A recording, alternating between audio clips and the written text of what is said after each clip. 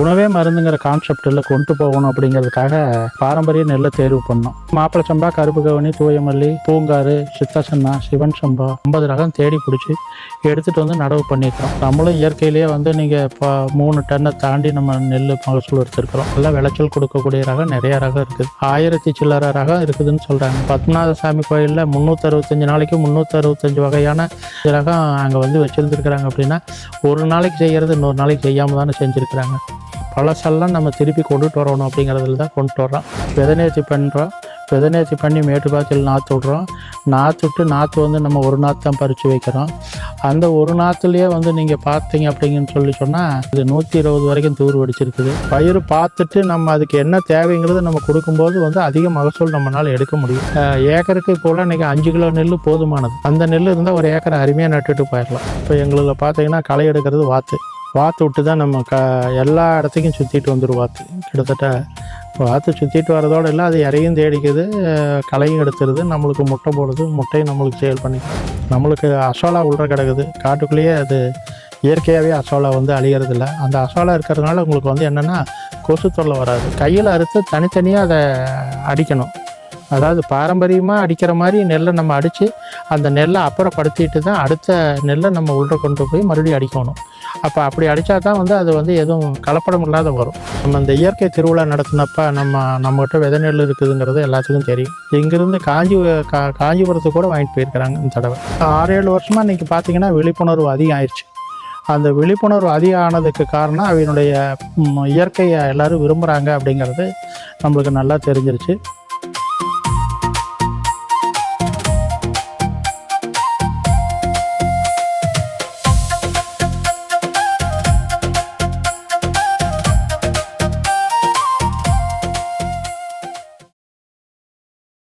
இயற்கை விவசாயத்தில் ஒரு 25 வருஷமாக நாங்கள் பண்ணிகிட்ருக்குறோம். ஆரம்ப காலத்துலேருந்தே நாங்கள் வந்து நெல் மட்டும்தான் தேர்வு பண்ணி செஞ்சிட்ருக்குறோம். பாரம்பரிய நெல் தேர்வு பண்ணி அதில் இருக்கிற மருத்துவ குணங்களை வந்து மக்களுக்கு எடுத்து சொல்லணும். உணவே மருந்துங்கிற கான்செப்டில் கொண்டு போகணும் அப்படிங்கிறதுக்காக பாரம்பரிய நெல்லை தேர்வு பண்ணோம். அதில் வந்து மாப்பிள சம்பா, கருப்பு கவனி, தூயமல்லி, பூங்காறு, சித்தசன்னா, சிவன் சம்பா, தங்கச்சம்பா, இது மாதிரி வந்து இழுப்பப்பூ சம்பா, அதாவது ஒவ்வொன்றுக்கும் ஒரு மருத்துவ குணங்கள் இருக்குதுங்கிறது எல்லாத்துக்கும் எடுத்து சொல்லி நம்ம தூயமல்லி, பூங்காரெலாம் வந்து லேடிஸ்க்கு உண்டான அரிசிங்கிறத நிறையா நார்மல் டெலிவரி அவனுடைய பிரச்சனை அந்த இதெல்லாம் சரியாகுது அப்படிங்கிறத ஒரு 10 வருஷத்துக்கு முன்னாடியே நாங்கள் கொடுத்து எல்லாம் செக் பண்ணி எல்லாம் பண்ணியாச்சு. 2வது வந்து இதில் இருக்கிறது இப்போ பாரம்பரிய நெல் விதைகளை எல்லாத்துக்கும் கொடுக்கணும் அப்படிங்கிற நோக்கத்தில் இந்த வருஷம் வந்து போன வருஷம் ஒரு 50 ரகம் தேர்வு பண்ணி அந்த 50 ரகத்தினுடைய இதையும் வந்து நம்ம மக்களுக்கு கொடுக்கணும். அதனுடைய மருத்துவ குணங்களை அவை அறிஞ்சு ஆஸ்பத்திரி போகாத அளவுக்கு உணவே மருந்துங்கிற கான்செப்டில் அவை வந்து சாப்பிட்டு பயனடையணும் அப்படிங்கிற ஒரு எண்ணத்தில் நான் 50 ரகம் தேடி பிடிச்சி எடுத்துகிட்டு வந்து நடவு பண்ணியிருக்கிறோம். இப்போ அடுத்த வருஷம் வந்து அவைகளுக்கு விதை நெல் விவசாயிகளுக்கு கொடுத்து, ஏன்னா நம்ம வந்து இதை வந்து எடுத்தோடனே எல்லாத்துக்கும் கொடுத்துட முடியாது, விதை நெல் தான் கொடுக்க முடியும் நம்மளால். அப்போ விதை நெல் நம்ம கொடுக்கும்போது நமக்கு வந்து இதில் எல்லோரும் அதை பயனடையும் போது நமக்கு வந்துடும். ஏன்னா இப்போ நம்ம ஃபஸ்ட்டு 5 வருஷம் பார்த்திங்கன்னா யாருமே பாரம்பரிய அரிசியை எடுத்துக்கல, கொஞ்சம் கொஞ்சமாக எடுத்தாங்க. ஆனால் இந்த 6-7 வருஷமாக இன்றைக்கி பார்த்திங்கன்னா விழிப்புணர்வு அதிகம் ஆயிடுச்சு. அந்த விழிப்புணர்வு அதிகம் ஆனதுக்கு காரணம் அவனுடைய இயற்கையை எல்லோரும் விரும்புகிறாங்க அப்படிங்கிறது நம்மளுக்கு நல்லா தெரிஞ்சிருச்சு. நீங்கள் கணக்கு பார்த்திங்கன்னா நாற்று விடுறதுலேருந்து விதநேர்த்தி பண்ணுறோம். விதநேர்த்தி பண்ணி மேட்டுப்பாத்தியில் நாற்று விட்றோம். நாற்று வந்து நம்ம ஒரு நாற்று தான் பறித்து வைக்கிறோம். அந்த ஒரு நாற்றுலேயே வந்து நீங்கள் பார்த்தீங்க அப்படிங்கன்னு சொன்னால் நிறையா தூர் வெடிக்குது. 120 வரைக்கும் தூர் வெடிச்சிருக்குது. நம்மளும் இயற்கையிலேயே வந்து நீங்கள் இப்போ 3 டன்னை தாண்டி நம்ம நெல் மகசூல் எடுத்துருக்குறோம். அப்போ ஒவ்வொரு நெல், அதாவது இதில் 3 டன் வருதுன்னா உங்களுக்கு சீரக சம்பா வராது, சித்த சன்னாலாம் வராது. அதாவது சன்ன ரகமெல்லாம் அதிக விளைச்சலுக்கு வராது. கொஞ்சம் பெருவட்டாக இருக்கிற நெல்லுகள்லாம் வந்து கண்டிப்பாக வரும். ஏன்னா விவசாயிகள் நிறைய பேர்த்துக்கு வந்து அவர் பொய் சொல்கிறாரு அப்படின்னு நினைக்கக்கூடிய அளவுக்கு சன்ன ரகமெல்லாம் வந்து 3 டன்லாம் வராது, கம்மியாக தான் வரும் அதுக்கு. அதே நேரத்தில் உங்களுக்கு இந்த ரகமெல்லாம் வந்து தூயமல்லி, மணிச்சம்பா, நிறையா ரகம் இருக்குது. நல்ல விளைச்சல் கொடுக்கக்கூடிய ரகம் நிறையா ரகம் இருக்குது. அதெல்லாம் வந்து இன்றைக்கி 1000 சில்லறை ரகம் இருக்குதுன்னு சொல்கிறாங்க. இப்போ நம்ம வந்து சரி நம்மளால் முடிஞ்சது தான் நம்ம தேர்ந்தெடுத்தோம். இப்போ பத்மநாத சாமி கோயிலில் 365 நாளைக்கு 365 வகையான பூஜைக்காக வச்சு அதை படைக்கிறாங்க அப்படின்னு சொல்லியிருக்கிறாங்க. அப்போவே 365 ரகம் அங்கே வந்து வச்சுருந்துருக்குறாங்க. அப்படின்னா ஒரு நாளைக்கு செய்கிறது இன்னொரு நாளைக்கு செய்யாமல் தானே செஞ்சுருக்கிறாங்க. அந்த மாதிரிலாம் பண்ணும்போதெல்லாம் வந்து அந்த பழசெல்லாம் நம்ம திருப்பி கொண்டுட்டு வரணும் அப்படிங்கிறதுல தான் கொண்டுட்டு வரோம். அந்த இதில் வந்து உங்களுக்கு பாரம்பரியத்தில் தான் அதெல்லாம் இருக்குது அப்படிங்கிறது நம்ம முழுமையாக தெரிஞ்சுக்கிட்டோம். காரணம்னு கேட்டிங்கன்னா, நம்ம பாரம்பரிய ரகத்தில் தான் உங்களுக்கு வைட்டமின், நார் சத்து, கார்போஹைட்ரேட், மாவு சத்து எல்லா ரகங்களும் அதில் இருக்குது. ஆனால் ஹைப்ரிட்டில் அதெல்லாம் இல்லை. நேரடியாக மாவு சத்து மட்டும்தான் இருக்குது. சுகர் ஏறுது, அதனால் அவஸ்தைப்படுறாங்க, செய்கிறாங்க. அது வந்து அதை சாப்பிடும்போது அதனுடைய தன்மை வந்து மாறுது. இதெல்லாம் செய்யும்போது உடல் வலிமையும், கெட்ட கொலஸ்ட்ரால் இல்லாத நல்ல கொலஸ்ட்ரால் மட்டும் எடுத்துக்கிட்டு நல்லா வாழக்கூடிய சக்தி அதில் கிடைக்குது. தஞ்சாவூர் பக்கம், ஒரத்தநாடு பக்கம் அதாவது எனக்கு சில கான்ட்ராக்டெல்லாம் இயற்கையில் இருக்கிறதுனால கான்ட்ராக்ட் இருக்குது. அந்த கான்ட்ராக்டில் இருக்கிறவங்களை பிடிச்சி மறுபடியும் நம்ம பண்ணும்போது 1 நெல், 2 நெல், 4, 5 இப்போ நம்மகிட்ட முன்னாடியே செஞ்சதுனால ஒரு 10-15 ரகம் நம்மகிட்ட இருந்தது. மறுபடியும் இல்லாத ரகங்களில் வெளியில் நம்ம போய் யார்கிட்ட இருக்குதோ, இது தஞ்சாவூரில் இருக்குதுன்னு சொன்னாலும் சரி, திருவண்ணாமலையில் இருக்குதுன்னு சொன்னாலும் சரி, யார்கிட்ட இருக்குது, என்ன ரகம் இருக்குதோ, நம்மகிட்ட ரகம் இல்லாத ரகத்தை அவகிட்ட போய் வாங்கிட்டு வந்திருக்கிறோம். அதுக்காக நம்ம வந்து ஒரு 2 கிலோ நெல்லுக்காக கிட்டத்தட்ட 5000 ரூபா செலவு பண்ணி தான் நம்ம போயிருக்கிறோம். அதாவது நம்மளுடைய ஆர்வம் வந்து பாரம்பரியத்தை காப்பாற்றணும், பாரம்பரியத்தை வந்து எல்லோரும் மீட்டெடுத்து நஞ்சு இல்லாத உணவு சாப்பிடணும், அதாவது நோய் இல்லாத வாழணும். மொத்தத்தில் வந்து அதுதான் நம்மளுடைய இது. அதுக்காகத்தான் நம்ம கரூரில் 2 வருஷம் இயற்கை திருவிழா நடத்தியிருக்கிறோம். அதில் வந்து ஒரு டாக்டர் கு. சிவராமன் நோய் வந்திருந்தார். அவர் விளக்கி எல்லா இதுகளை பற்றி சொன்னாங்க. மறுபடியும் நிறையா வந்திருக்கிறாங்க. இப்போ நம்ம சித்தர், அப்போ நம்ம கேத்தனூர் பழனிசாமி ஐயா, வனம் இந்தியா ஃபவுண்டேஷன்லேருந்து, இப்படி நிறைய பேர், மாணிக்கத்தை போன்று அவையெல்லாம் வந்திருக்கிறாங்க. ஒவ்வொரு தடவைக்கும் ஒவ்வொருத்தர் கூப்பிட்ருக்குறோம். ஏன்னா போன வருஷம் கூப்பிட்டையில் இந்த வருஷம் கூப்பிடல, இந்த வருஷம் கூப்பிட்டையில் நீ அடுத்த வருஷம் கூப்பிடாத. அது புதுசாக யாரெல்லாம் வர்றாங்க, எதெல்லாம் சொல்கிறாங்க, கருத்து சொல்கிறாங்க, நல்லா தேர்ந்தெடுத்து நல்லா ஒரு இதில் இருக்கிறவங்களை தான், மக்களுக்காக விழிப்புணர்வுக்காகத்தான் இதை நம்ம செஞ்சிட்ருக்கிறோம்ல ஒழிய இதனால் லாப நோக்கத்தில் நம்ம எதையுமே செய்யலை. இன்றைக்கி வரைக்கும் அதுதான் நம்ம செஞ்சிட்ருக்குறோம். இப்போ செய்கிறதுனுடைய நோக்கமும் அதுதான். அதாவது வெளியில் உங்களுக்கு வந்து பார்த்திங்கன்னா, இன்றைக்கு வரைக்கும் காப்பாற்றி வச்சுருந்த இத்தனை நெல்லுகளையும் காப்பாற்றி வச்சுருந்த அவிகளுக்கு தான் நான் நன்றி சொல்லணும் அப்படின்னு தான் நம்ம நினைக்கிறோம். காரணம் என்ன, இடையில ஏறக்குறைய 70ன்னு வச்சுட்டாலும் அதில் ஒரு 30, இதில் ஒரு 25, 55 வருஷம். 55 வருஷத்தில் 15 வருஷத்தை விட்டுட்டா கூட எல்லோரும் வந்துட்டாங்க. அதுக்குள்ளே ஒரு 40 வருஷம் காப்பாற்றி வச்சது தான் வேதனை இல்லை. அவங்களுக்கு தான் நன்றி சொல்லணும். அது மலைவாழ் மக்கள் தான் அதிகமாக காப்பாற்றி வச்சுருக்குறாங்க. கீழே இருக்கிற யாரும் பெருசாக காப்பாற்றலை. ஏன்னா மலைவாழ் மக்கள் வந்து அந்த நெல்லை யாருமே பாரம்பரியத்தை விடவே கிடையாது. அப்படிங்கிறத எனக்கு தெரிஞ்ச ஒரு உண்மையாக தெரியுது. ஏன்னா இன்றைக்கும் வண்டி போகாத ஊர், அதாவது டிராக்டர் போகாத ஊர் நிறையா மலை இருக்குதுங்கிறத நம்ம இப்போ தான் தெரிஞ்சுருக்கிறோம். முன்னாடியெல்லாம் நம்ம அப்படி இல்லை. நம்ம எப்படி வாழ்கிறோம், இங்கே கார் போகுது, மற்றெல்லாம் போகுது அப்படிங்கிறது. இன்னுமே வந்து அதெல்லாம் போகாத ஊர் இருக்குது அப்படிங்கிறத வந்து நம்ம திருவண்ணாமலை பக்கம், மதுரை பக்கம் அப்படி நிறைய இருக்குதுங்கிறத அப்போ தான் தெரிஞ்சுட்டேன்.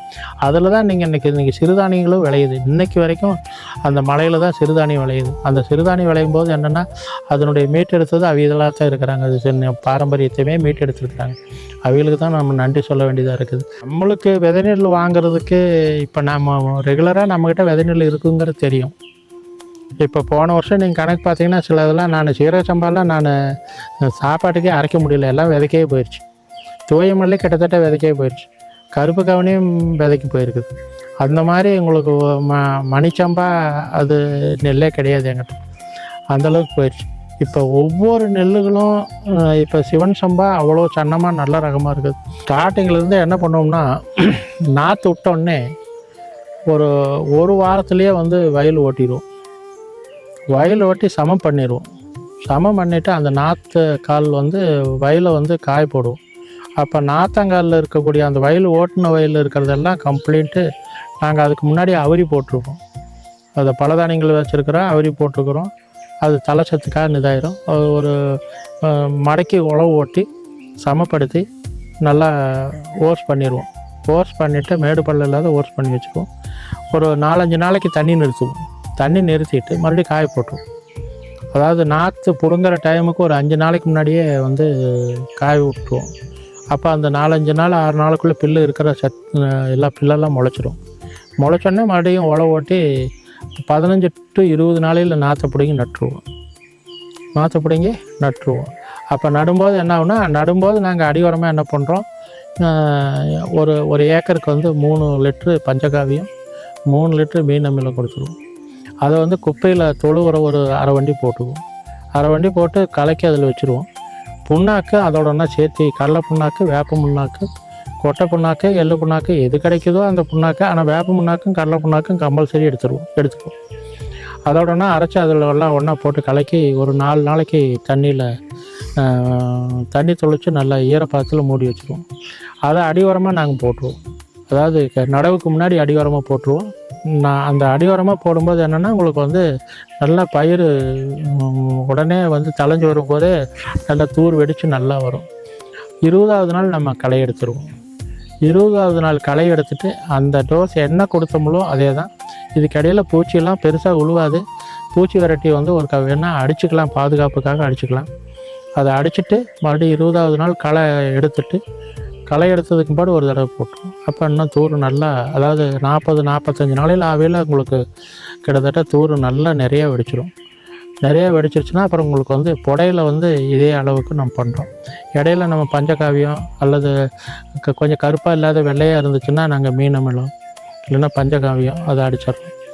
அடிச்சுட்டு உங்களுக்கு வந்து புடை பயிர் வரும்போது பூச்சி தாக்கல் இருந்தால் இஞ்சி பூண்டு கரைசல் அடிப்போம். அதாவது இஞ்சி பூண்டு பச்சை மிளகா அதில் புயலை சேர்த்திடுவோம், வேப்பெண்ணெய் சேர்த்துவோம். இதெல்லாம் சேர்த்து ஒரு அடிச்சு விட்ருவோம். பூச்சி இருந்தால், இல்லைன்னா அதை அடிக்கிறதில்ல. பெரும்பகுதியாக வராது. ஏதோ மழையினுடைய நிதில் அடமலை மாதிரி பேஞ்சு இந்த மாதிரி ஒரு நிதில் இருக்கிற டைமுக்கு வரும். அப்படி வந்தால் அதை அடிக்கலாம், வரலைன்னா அடிக்க தேவையில்லை. பூச்சி இல்லைன்னா அடிக்க தேவையில்லை. அப்போ இதெல்லாம் நம்ம பண்ணும்போது வந்து கருதெல்லாம் வந்து உங்களுக்கு 240-50 மணி வரைக்கும் ஒரு கருதல் இருக்கும், கண்டிப்பாக வரும். அதனால் வந்து 30 குறையில்லாதையே வரும். அப்போ இதெல்லாம் என்னென்னா, நம்ம பூமி வளமாயிரும்போது உங்களுக்கு நம்மளுடைய கொடுக்கக்கூடிய இது வந்து குறைச்சி கொடுக்கலாம். ஆனால் ஃபஸ்ட்டு நம்ம ரசாயனம் போட்டுட்டு இருக்கும்போது நம்ம சேர்த்து கொடுக்க வேண்டியதாக இருக்கும். இப்போ எங்களுக்கு பார்த்தீங்கன்னா களை எடுக்கிறது வாத்து விட்டு தான் நம்ம எல்லா இடத்துக்கும் சுற்றிட்டு வந்துடும். கிட்டத்தட்ட வாத்து சுற்றிட்டு வரதோடு இல்லை, அது இறையும் தேடிக்குது, களையும் எடுத்துருது, நம்மளுக்கு முட்டை போடுது, முட்டையும் நம்மளுக்கு சேல் பண்ணிக்கிறோம். சில இடத்துக்கு மீன் வளர்த்துறான்னு சொல்கிறாங்க. நம்ம பூமிக்கு மீனுக்கும் சம்மந்தம் இல்லை. காரணம்னு கேட்டிங்கன்னா, தண்ணி வற்றிடுச்சுன்னு சொன்னால் மீன் செத்து போயிடும். தண்ணி வற்றாது இருக்கிற இடத்துல ஓரக்காலில் வந்து நீங்கள் சுற்றி ரவுண்ட் பண்ணி கீழே எடுக்கும்போது அதில் போய் மீன் போயிடும். அதில் மீன் வளர்த்துறாங்க. ஆனால் அது சில இடத்துக்கு, சில பூமிக்கு அது ஒத்து வரும், நம்மளுக்கு அது ஒத்து வராது. நம்மளுக்கு அசோலா உள்ள கிடக்குது காட்டுக்குள்ளேயே. அது இயற்கையாகவே அசோலா வந்து அழிகிறதில்ல. அந்த அசோலா இருக்கிறதுனால உங்களுக்கு வந்து என்னென்னா கொசு தொல்லை வராது. அந்த கொசு வந்து முட்டை விட்டு குஞ்சு பறிச்சா அல்லது கொசுனுடைய இது வராது. இப்போ இந்த மழையில் கொஞ்சம் வெளியில் இருக்கிறதுனால வெளியிலேருந்து ஏதோ பாஸ் ஆகிருக்கு. இல்லைன்னு நம்ம காட்டில் எங்கே போனாலும் கொசு கடிக்காது. இத்தனை வருஷமாக கொசுவே கடிச்சதில்லை. எனக்கு எதுனாலேன்னு எனக்கு ரொம்ப நாளாக தெரியாது. அப்புறம் தான் தெரியும் அசோலா தான் காரணம் அப்படிங்க. இப்போ அந்த வயல்லாம் பார்த்திங்கன்னா அசோலா நிறையா இருக்குது.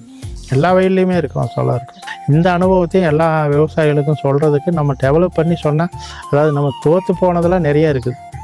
அதாவது என்னென்னா, எதை செய்யக்கூடாதோ அதை செஞ்சு நிறைய காய வச்சுருக்குறோம்.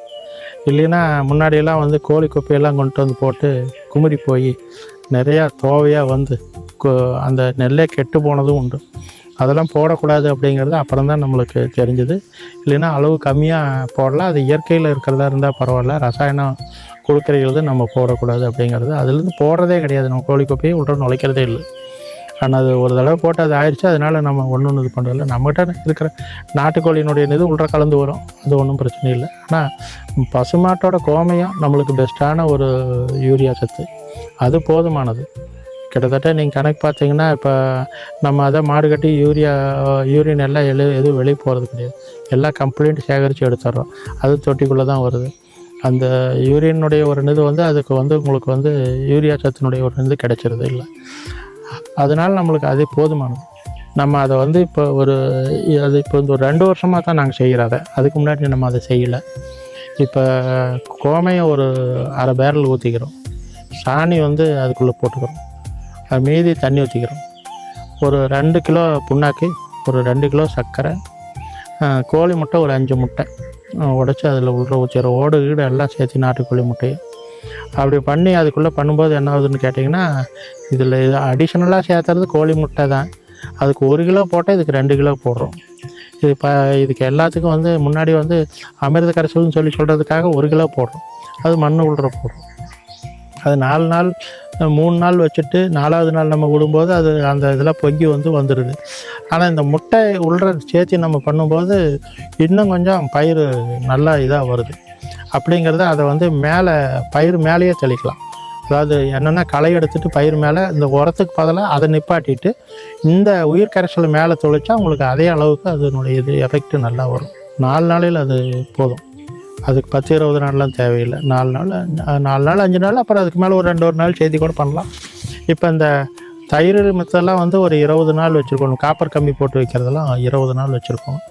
மீன் அமிலம்லாம் ஒரு 20 நாள் 21 நாள். பஞ்சகாவியம் எல்லாமே 21 நாள். அதுக்கு மேலே நம்ம பயன்பாட்டுக்கு எடுத்துக்கலாம். பூச்சி விரட்டி எல்லாமே அதுதான் டைம்.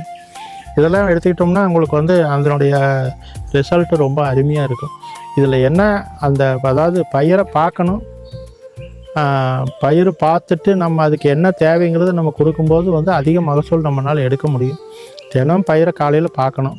அதுக்கு என்ன தேவைங்கிறத நம்ம பார்க்கணும். பார்க்காத பயிர் விளையாது அப்படின்னு சொல்லுவாங்க. அதனால் பார்க்காத பயிர் அப்படிங்கும்போது பார்க்கும்போது நம்மளுக்கு அந்த பயிருக்கு என்ன தேவைங்கிறது நம்மளுக்கு கண்டிப்பாக தெரியும். அதனால் சொல்லுவாங்க வேலை அதிகமாக போச்சு அப்படின்னா அந்த பயிர் விளையிலேன்னு அர்த்தம். சரியா? உங்களுக்கு வந்து இப்போ பொழைக்காத பிள்ளைக்கு சீரதின்னு சொல்லுவாங்க. ரொம்ப ஒரு பொண்ணு போய் கல்யாணம் பண்ணி கொடுத்து பொழைக்கல, நான் செஞ்சுக்கிட்டே இருக்கிறேன்னா அந்த பிள்ளை பொழைக்கலின்னு அர்த்தம். அதாவது கொடுக்க அவங்க செலவு பண்ணிக்கிட்டு தான் இருப்பாங்க. அவங்க சம்பாரிச்சா தானே அது என்னதான் இருக்கும். அப்போ வந்து பொழைக்காத பிள்ளைக்கு சீர் அதிகம், விளையாத பயிருக்கு வேலை அதிகம் அப்படிம்பாங்க. இங்கே கிராமத்து பழமொழியில் சொல்லுவாங்க.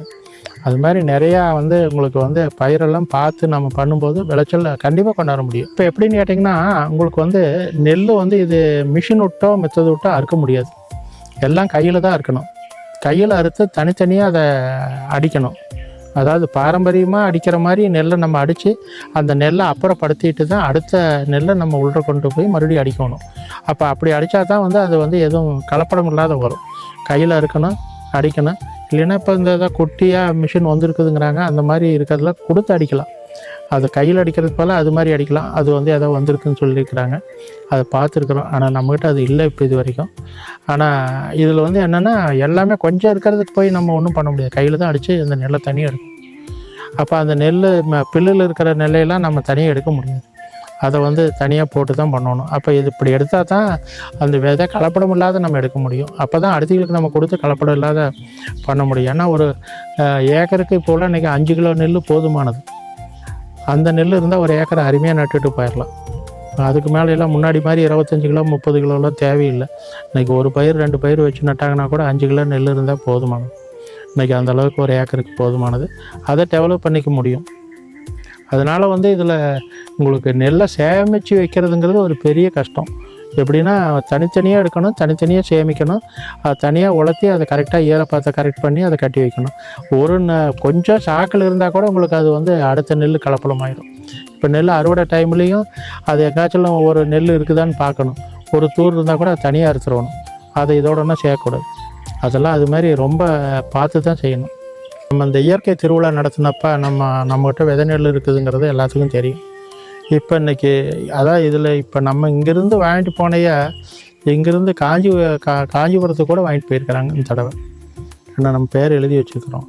இப்போ நம்ம அதான் ஃபஸ்ட்டு கொஞ்ச நாள் வந்து நம்மக்கிட்ட இருக்குது இல்லைங்கிறது தெரியாது. இப்போ என்னென்னா ஒருத்தர்கிட்ட போயிடும்போது அவகிட்ட நீங்கள் கரூரில் அவர்கிட்ட நெல் இருக்குது, விதை நெல். இப்போ இந்த தடவை நான் விதை நெல் இல்லைன்னு நிறைய பேர்த்துக்கு சொல்லியிருக்கிறேன். ஆனால் இப்போ இதை வந்து நம்ம ஆடி மாதம் தான் நம்ம கரூரில் திருவிழா நடத்த போகிறோம்.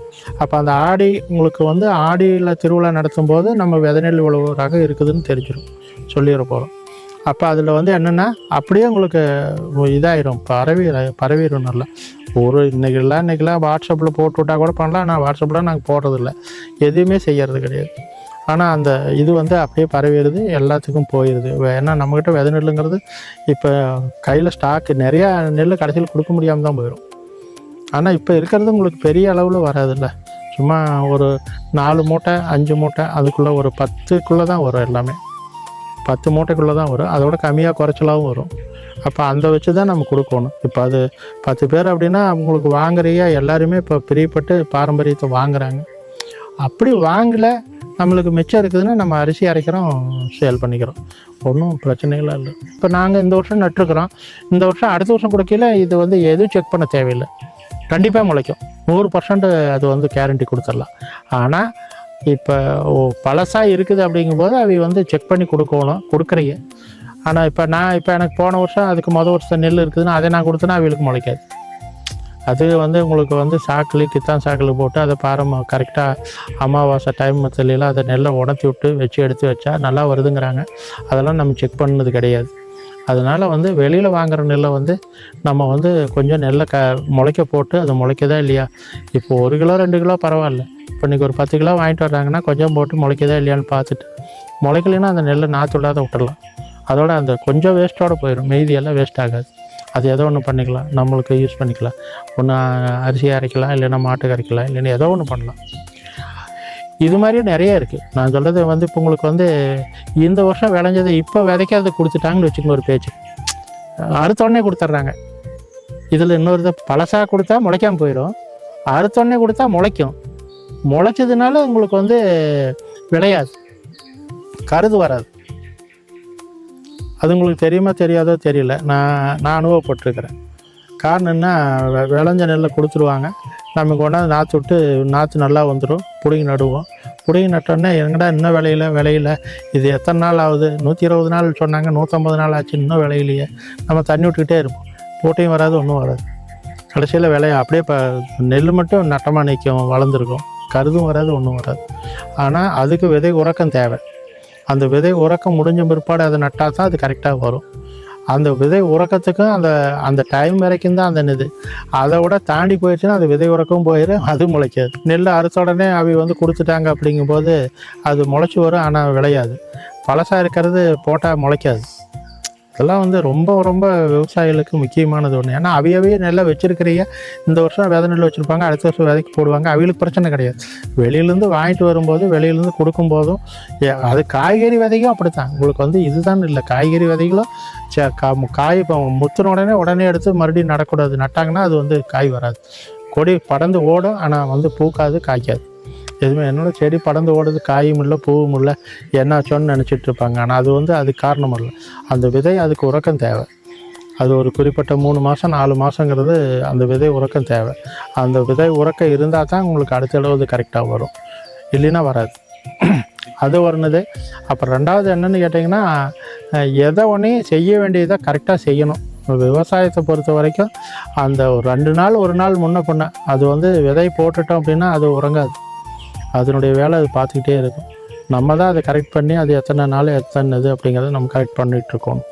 அப்போ அது பண்ணணும்னா நம்ம மகசூல் கூட எடுக்கலாம், செய்யலாம்.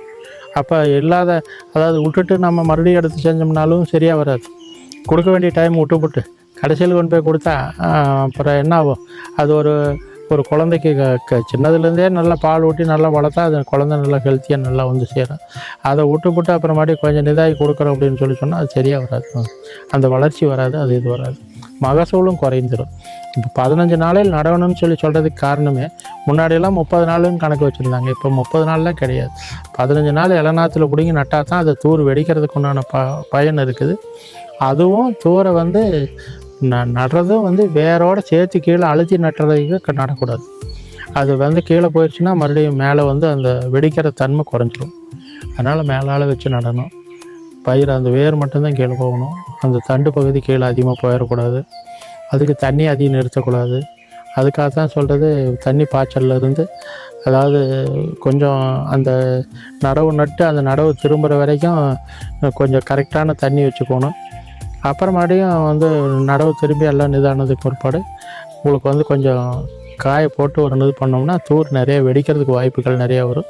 அப்போ பூமி கொஞ்சம் காய விடும்போது பில்லு முளைக்கும். அந்த பில்லு களைகளை வந்து வர்றதுனால தப்பு ஒன்றும் கிடையாது. அது வந்து களையை நம்ம எடுத்துக்கலாம், இல்லைன்னா கோனர் ரோட் போட்டு ஓட்டிக்கலாம், செஞ்சுக்கலாம். அதாவது இப்போ இதில் வந்து நீங்கள் களை வந்து ஒரு தடவை எடுக்கிறத விட 15 நாளையில் 25 நாளையில் 10 நாள் விட்டு மறுபடியும் அது மாதிரி ஒரு 3-4 களை எடுத்தோம்னா 100 தூரை தாண்டி தூர் வெடிக்க ஆரம்பிச்சிடும். இது வந்து 100 தூரை தாண்டி வெடிக்கும் போது என்ன ஆகுனா, இப்போ உங்களுக்கு ஒரு தூருக்கு 250 நெல் மணி கிடைக்குது அப்படின்னு சொல்லும்போது மகசூல் கூட கிடைக்கும். மகசூல் கூட கிடைக்கிறதுக்கு அதுக்கு ஒரு வாய்ப்பு. ஆனால் அது வந்து களை எடுக்கிறதுல அந்த களை தான் அதுக்கு மெயினான காரணம். களை எடுத்து விடும்போது உங்களுக்கு வந்து அந்த வேர் அதிகமாக இதாகி தூர் அதிகமாக வெடிக்க ஆரம்பிச்சிடும். ஒரு நெல்லோட இது வந்து 120 வரைக்கும் 130 வரைக்கும் போகும். இப்போ விதை நேர்த்தி வந்து நாங்கள் என்ன பண்ணோம்னா தண்ணி ஊற்றி உப்பு போடுறோம். உப்பு கரைசல் தான் விதை நேர்த்தி நாங்கள் பண்ணுறோம். அப்போ கோழி முட்டையை வந்து அந்த தண்ணிக்குள் விட்டால் அந்த கோழி முட்டை அந்த தண்ணியில் முதக்கும். முதந்து மேலே வந்து அந்த இது தெரியும்னு வச்சுக்கங்களேன். அந்த முட்டையோட தன்மை ஒரு ரூபா காயின் அளவுக்கு மேலே தெரியும். அப்போ தெரிகிற அளவுக்கு வச்சுட்டு அந்த முட்டையை வெளியே எடுத்துட்டு நம்ம நெல்லை உள்ற கொட்டுவோம். நல்லா உள்ற கொட்டிட்டு நல்லா அலசி விடுவோம். அலசி விடும்போது என்னென்னா உங்களுக்கு அரைப்பதம், காப்பதம், முக்கால் எல்லா நெல்லும் வெளியே வந்துடும். அப்போ நல்ல அரிசி இருக்கிற நெல் மட்டும்தான் உள்ற இருக்கும். அப்போ அந்த நெல் வந்து நம்ம நெல் வந்து விதை நேர்த்தி பண்ணுறது முக்கியம். காரணம் என்ன, பாலை நெல்லில் வந்து முளைச்சி வர்றது வந்து விளைச்சல் கொடுக்காது. அதுக்காக வந்து நம்ம அதெல்லாம் கற்காயன்னு சொல்லிவிட்டு அதை எடுத்து அரித்து வெளியில் போட்டுட்டு அந்த நல்ல நெல்லுகளை மறுபடியும் தண்ணி ஊற்றி நல்லா அலசிட்டு உப்பு தண்ணியிலேருந்து நல்ல தண்ணியில் மறுபடியும் அலசிட்டு வேறு சாக்கில் போட்டு நம்ம ஊற வச்சிடறோம்.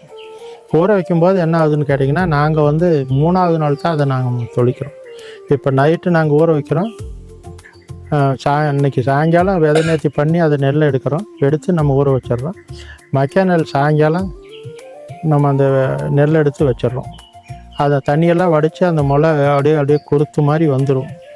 அதுக்கு 3ஆவது நாள் நம்ம காலையில் என்ன பண்ணுறோம்னா தண்ணி வச்சு வயலில் அந்த நாத்தாங்கால் தண்ணி வைக்கிறதுனா, அதாவது தண்ணி வைக்கிறது மேட்டுப்பாத்தி அமைக்கிறே தண்ணி வைக்க முடியாது. மேட்டுப்பாத்தி வைக்காதையே வயலில் ஓட்டி எருக்களை போட்டு முதிச்சு செய்யறை வந்து தண்ணி வச்சு வச்சுருவாங்க. நம்ம மேட்டுப்பாத்தியில் போட்டு என்ன பண்ணுவோம், அப்படியே நெல்லை தொளிச்சு விட்டு தண்ணி தொளிச்சு விட்டு மேலே குப்பை போட்டு அப்படியே அதை விட்டுருவோம். அது மேலே மூடாக்கு போட்டு விட்ருவோம். அதை ஒவ்வொன்றும் நாற்று விடுறதுல நிறையா விதம் சிஸ்டங்கள் வந்து எப்படின்னா, மேட்டுப்பாத்தி ஒன்று உங்களுக்கு வந்து வயலடித்து எருக்களை போட்டு விட்றது, இது குப்பை போட்டு விட்றது நம்மளது மேட்டுப்பாத்தியில். இது வந்து அவங்களுக்கு அந்த நெல் மண்ணே அப்படியே அதில் முளைச்சி அதை பிடுங்கிறதுக்கு ஈஸியாக இருக்கும். நாத்தாங்கள் பறிக்கிறப்ப ரொம்ப ஈஸியாக இருக்கும். அப்போ 5 நாள் நம்ம எடுக்கும்போது என்னென்னா உங்களுக்கு வந்து அப்படியே ட்ரேயில் எடுத்து கொண்டு போட அப்படியே கொண்டு போய் மேலே வச்சிடலாம். நடவு இல்லாத வச்சிடலாம். நாங்கள் அப்படியே செஞ்சுருக்கோம். அதை ட்ரேயில் எடுத்துகிட்டு போய் அப்படியே வச்சுருவோம். அந்த மாதிரி செய்யும்போது இன்னும் தூர்கள் நல்லா வெடிக்கும். அப்போ தான் வந்து நோய் இல்லாத வாழ முடியும். இன்றைக்கி நீங்கள் கணக்கு பார்த்தீங்க அப்படின்னா, அதாவது இந்தியாவிலேயே வந்து அதிகமாக இருக்கிறது கேன்சரு, சுகரு, ப்ரெஷரு எல்லாமே முன்னாடியெல்லாம் யாருக்கும் கிடையாது. நீங்கள் ஒரு கணக்கு பார்த்தீங்கன்னா, இயற்கை விவசாயத்துக்கு முன்னாடி நான்லாம் இயற்கை விவசாயம் தான் முன்னாடி பண்ணினோம். இடையில நம்ம வேறு தொழில் டெக்டைல்ஸ் லைனுக்கு போனோம். மறுபடியும் நம்ம பண்ணல. பழையபடிக்க நான் இயற்கைக்கே வந்துட்டேன். நான் ரசாயனத்துக்கு போகவே இல்லை. அப்படிங்கும்போது நம்ம 68க்கு பிற்பாடு தான் வந்து ரசாயனத்துக்கே வர்றாங்க. 68க்கு முன்னாடி எல்லாருமே இயற்கை விவசாயி தான். அப்போ 68க்கு பிற்பாடு தான் இத்தனை வியாதிகளும் வருது, இத்தனை ஹாஸ்பிட்டல் வருது. திருமண மூலையெல்லாம் ஹாஸ்பிட்டல், திருமண மூலையெல்லாம் டாக்டரு. இப்போ வந்து அன்னைக்கெல்லாம் வந்து உங்களுக்கு பார்த்தீங்கன்னா, ஒரு கரூரில் ஒரு கணக்கு பார்த்தீங்கன்னா ஒரு 4-5 டாக்டர் இருப்பாங்க. வேறு பெரிய டாக்டரே இருக்க மாட்டாங்க. யாரும் பிரசவத்துக்கு கூட ஹாஸ்பிட்டல் பெரும்பகுதியாக போக மாட்டாங்க. எல்லாம் வீட்டில் நார்மல் டெலிவரி. இப்போ எங்கள் பையன் பொண்ணெல்லாம் கூட வீட்டில் தான் நார்மல் டெலிவரி தான் ஆச்சா ஒழிய ஆஸ்பத்திரி போகல. ஆனால் இன்றைக்கி இருக்கிற நிலைமை அப்படி கிடையாது. அப்போ எதுக்கு எடுத்தாலும் இன்றைக்கி ஆஸ்பத்திரி செக்கப்பு எல்லாம் போக வேண்டிய சூழ்நிலை. அவையினுடைய டோட்டலாக எல்லாம் மாறி போச்சு. ஏன்னா அன்னைக்கு வாழ்ந்த வாழ்க்கை வேறு, இன்றைக்கி வாழ்கிற வாழ்க்கை வேறு. அன்றைக்கி வந்து வாழ்ந்தது உங்களுக்கு கரண்ட்டு கிடையாது. உங்களுக்கு ஏற்று அதிகமான ஒரு நிலைமையில் செஞ்சு இயற்கையாக எல்லாமே செஞ்சு பண்ணணும். அன்னைக்கு நீங்கள் பார்த்தீங்கன்னாலும் காட்டில் கம்பு விதைக்கும் போது ஊடு பயிராக தட்டைப்பயிறு, மொச்சப்பயிறு, நரிப்பயிறு, வெள்ளரிக்காய், உங்களுக்கு வந்து கொட்டை, துவரை, எத்தனை ஊடு பயிராக. அதான் கம்பை எடுத்தால் உங்களுக்கு அடுத்தது உங்களுக்கு தை, மாசி, பங்குனி வரைக்கும் கூட உங்களுக்கு எல்லாமே வந்து காட்டில் விளைஞ்சது. அப்போ ஒரு மகசூல் மட்டும் அன்னைக்கு பண்ணலை. அன்றைக்கி கம்பு போடுறோம் அப்படின்னா சால் போட்டு ஒரு 5 அடி தள்ளி ஒரு சால்னு சொல்லுவாங்க. அதில் வந்து உங்களுக்கு தட்டைப்பயிறு, மொச்சப்பயிறு, இதில் பாசிப்பயிறு எல்லாமே போட்டுக்கிறாங்க. நரிப்பயிறு எல்லாம் காட்டுக்குள்ளே வச்சுருவாங்க. கொட்டையும் போட்டுருக்குறாங்க. இத்தனையும் போட்டு அந்த ஊடு பயிர்லேருந்து தான் எல்லாம் பயிர் வகைகளை வீட்டுக்கு எடுத்துருக்குறாங்க. அப்போ உங்களுக்கு காட்டில் கடலை போடும்போது இயற்கையாக போடும்போது உங்களுக்கு என்ன ஆகுது, காட்டில் கொட்டை போடுவாங்க, துவரை போடுவாங்க. அப்புறம் அதையும் நம்ம எடுத்து நம்ம உணவுக்காக நம்ம அதை வச்சுக்கும்போது அது இயற்கையாக எல்லாம் விளைஞ்சிது. இன்றைக்கி வந்து அப்படி கிடையாது. இன்றைக்கி எல்லாமே வந்து மாறுபட்ட கருத்தில் மாறுபட்டு செய்கிறாங்க. அதனால என்னென்னா அவை வந்து இன்றைக்கி கிடைக்கக்கூடிய ஒரு நிலைமையில் நோய்களை உருவாக்கிறாங்க. காசு கொடுத்து, அதாவது சொந்த காசுலேயே சூனி வச்சுக்கிறாங்கன்னு சொல்லுவாங்க. அது மாதிரி அவை காசை கொடுத்து அவை வியாதி வாங்கிக்கிறாங்க. அதனால எல்லோரும் இயற்கைக்கு வரணும், நஞ்சில்லாத சாப்பிடணும். அதனுடைய நிலைமை ஒவ்வொருத்தரும் கையாண்டாங்கன்னா நான் ரொம்ப நல்லாயிருக்கும். ஃபாஸ்ட்டு ஃபுட் ஐட்டங்களுக்கு போகக்கூடாது. ஆனால் நீங்கள் ஃபாஸ்ட்டு ஃபுட் ஐட்டங்களுக்கு போனீங்க அப்படின்னா வந்து கண்டிப்பாக வந்து நம்மளை அறியாத நம்ம உடம்புல நம்ம வியாதி எடுத்துக்கிறோம்.